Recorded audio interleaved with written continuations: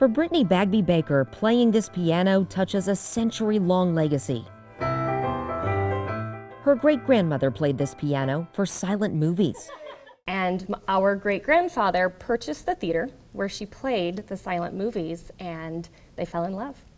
They got married, and that's the origin of B&B Theatres. A comforting sound where 96 years later, B&B Theatres have largely been silent for weeks in the face of the pandemic. They say forcing them to furlough almost all of their employees. And that was a really hard day. That was a really hard day.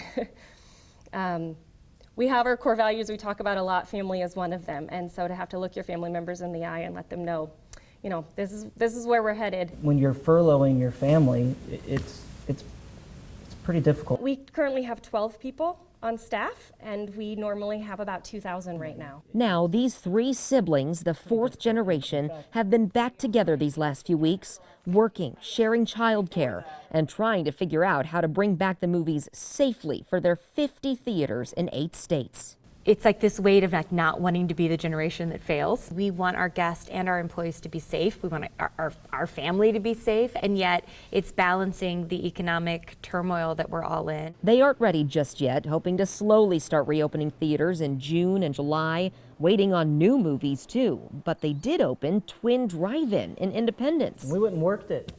I couldn't stand it. I had to go. Both of our grandfathers grew up in the drive-ins, and they were drive-in lovers. And we've all been saying that we know they're smiling down on us right now because it's our drive-ins that are saving us. Right. And this weekend, they'll sell curbside popcorn, raising money to pay for June benefits for their employees, trying to help until they can bring them back with restrictions like limiting interaction and capacity.